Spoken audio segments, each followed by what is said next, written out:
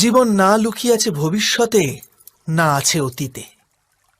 জীবনের হদিশ তো আছে এই ক্ষণে, অর্থাৎ এই মুহূর্তের অনুভবেই রয়েছে জীবনের অনুভব। কিন্তু আমরা সব জেনে বুঝেও এটুকু সত্য মেনে নিতে পারি না। হয় আমরা পুরনো স্মৃতি দিয়ে নিজেদের ঘিরে বসে থাকি, অথবা আগামী সময়ের জন্য পরিকল্পনা করতে থাকি। আর জীবন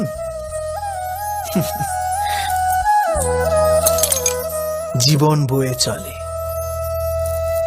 এই সত্য যদি আমরা হৃদয়ে গেঁথে নিই যে না আমরা ভবিষ্যৎ দেখতে পাই, না আমরা ভবিষ্যৎ নির্মাণ করতে পারি, আমরা তো কেবল ধৈর্য আর সাহসের সাথে ভবিষ্যৎকে আলিঙ্গন করতে পারি, স্বাগত জানাতে পারি ভবিষ্যৎকে। আর তবেই কি জীবনের প্রতি মুহূর্ত জীবনের দ্বারা মুখরিত হয়ে উঠবে না? স্বয়ং বিচার করুন।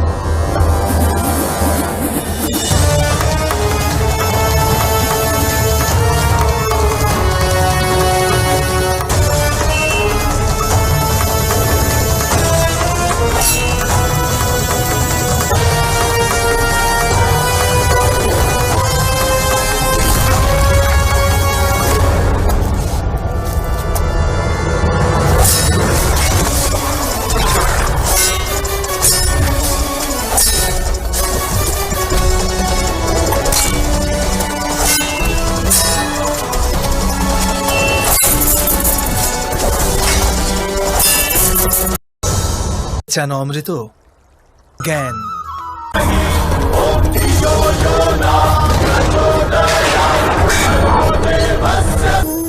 পূর্বপুরুষের ইচ্ছা, আশা, মহতাকাঙ্ক্ষা থাকলেও কোনো মানুষ কারোর সকল প্রত্যাশা পূর্ণ করতে পারে না।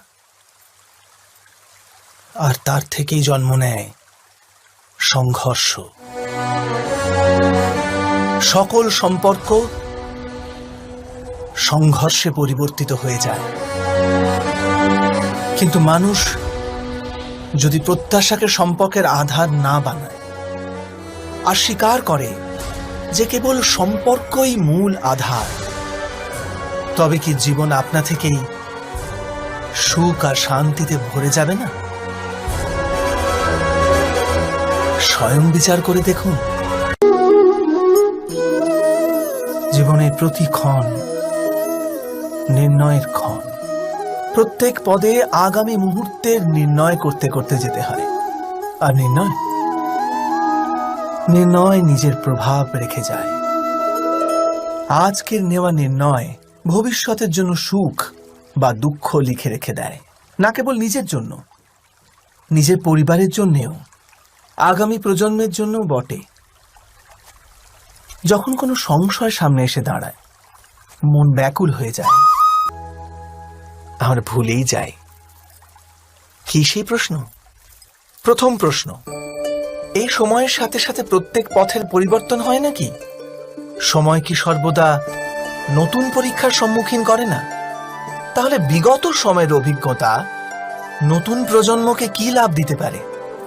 দ্বিতীয় প্রশ্ন, প্রত্যেক সন্তানই কি তার মাতা পিতার প্রতিচ্ছবি হয়?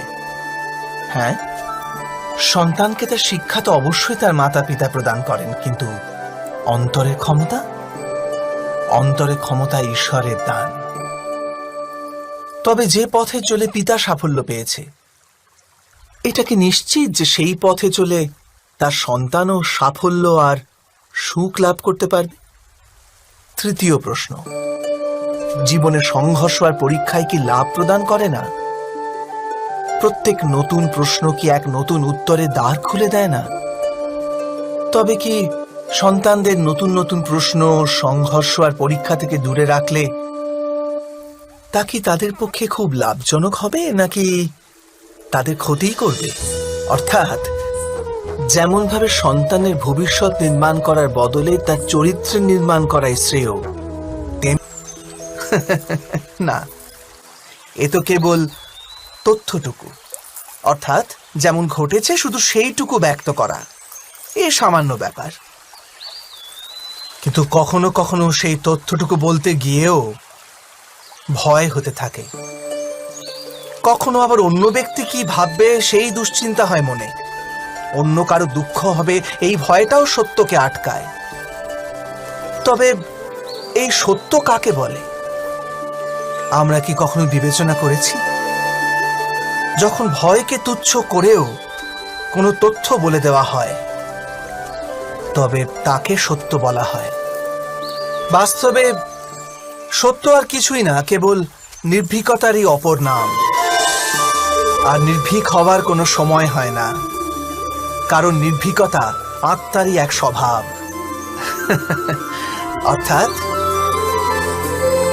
অর্থাৎ জীবনের প্রত্যেকটি ক্ষণই সত্য বলার ক্ষণ নয় কি?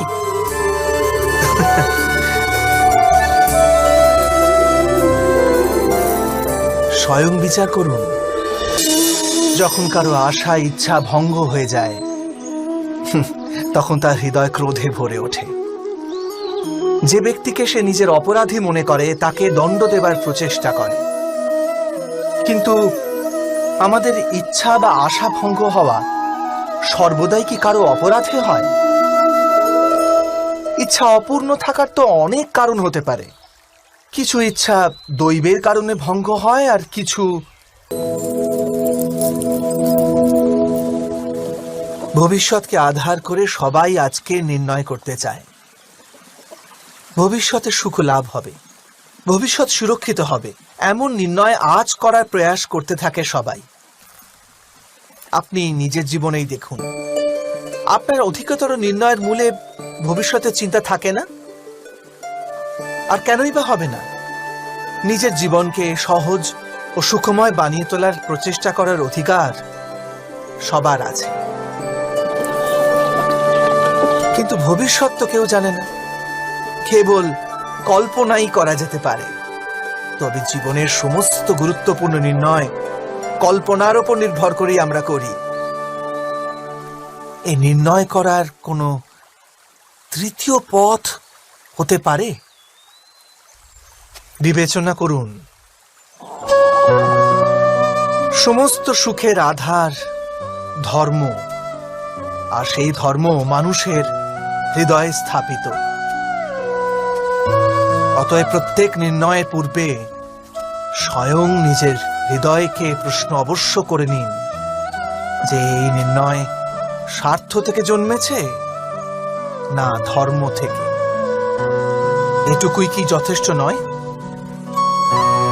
ভবিষ্যতের বদলে ধর্মের বিচার করলে কি ভবিষ্যৎ অধিক সুখময় হয়ে উঠবে না?